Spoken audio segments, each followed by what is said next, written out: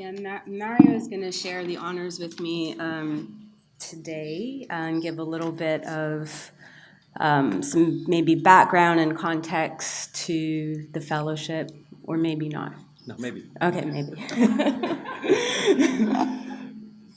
No, I think this is, we're always looking at these meetings to see what can be tangibly delivered afterwards. What can we actually get out and make possible. So this is one of those things that we've actually been able to enact as a result of the meetings, and that's the fellowship.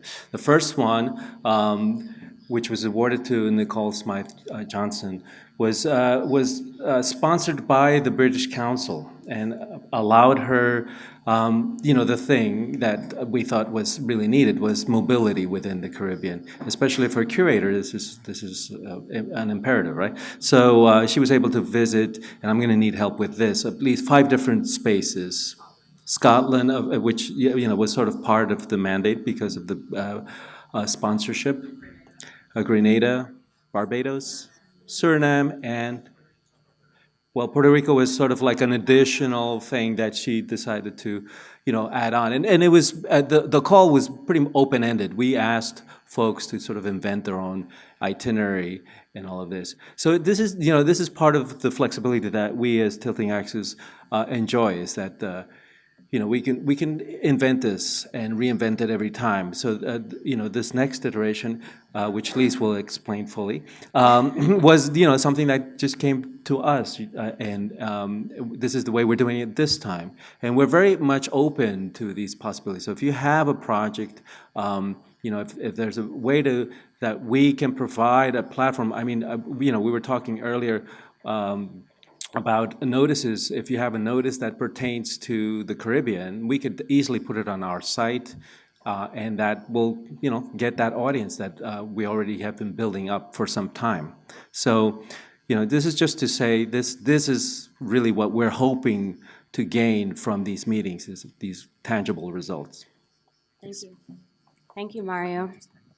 Yes. I stood next to you. In Erica and Miguel's sobremesa earlier today, they both spoke about the idea or the notion and the value in looking in multiple directions. And I bring that up because that is in part the motivation, UT's motivation to get involved in this fellowship. And while it's an opportunity for the fellow, it truly is an exchange for us. And for the fellow, they get to engage in these critical conversations happening at UT, but for us too, we get this fresh new perspective, which is an important part of these conversations. So now for the reading part, because there's lots of bits in here. I'd like to thank the core team for facilitating and administrating this fellowship, from designing the open call, to also managing the application process, which can be a little cumbersome. And the judges panel, Joelle Butler, Tobias Ostrander, Holly Bino. Hi, Holly. Oh, no live streaming. Oh, hi, Holly. Annalie Davis, Eddie Chambers, who's in Scotland right now, Natalie Urquhart, Sarah Herman, and Mario Caro. It was 10 of us in total who took the time to pore over an exceptionally strong pool of candidates, truly. We had candidates from 7 countries in all.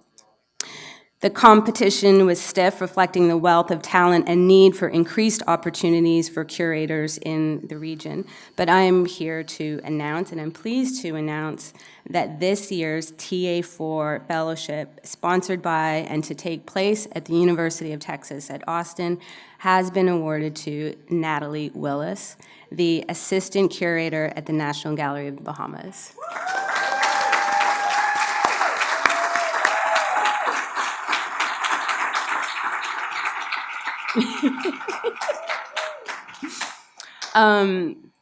At UT, with access to collections of work by African American and Caribbean artists, Natalie hopes to look beyond nationalist dialogues and examine how shared history presents itself in different cultural phenotypes. As Natalie says, one route leads to many rhizomes and proliferations of Blackness. We notified Natalie earlier today. It was really a sweet conversation, and of her own volition, she wrote us this message, which she allowed me to share with you.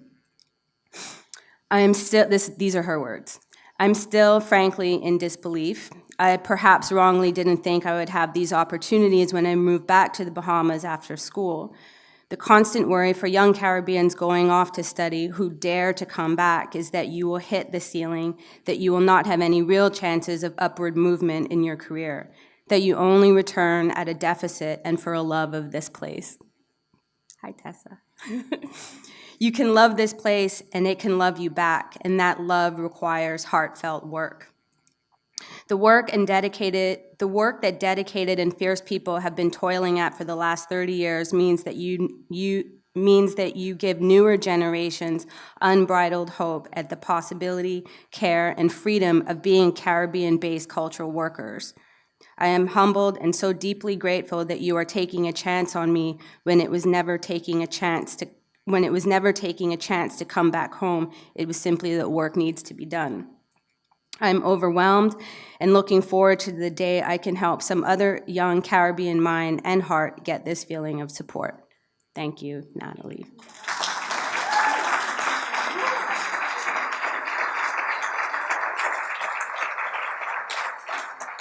So a little bit about Natalie.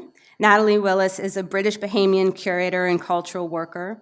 Born and raised in the Bahamas, she received her BA honors and MA in fine art at York St. John University in the UK. Willis is currently working as assistant curator at the National Gallery of the Bahamas with a concerted focus on writing aimed at decolonizing the way that colonial tourism of the late 1800s shaped the cultural and physical landscape of the Anglo-Caribbean.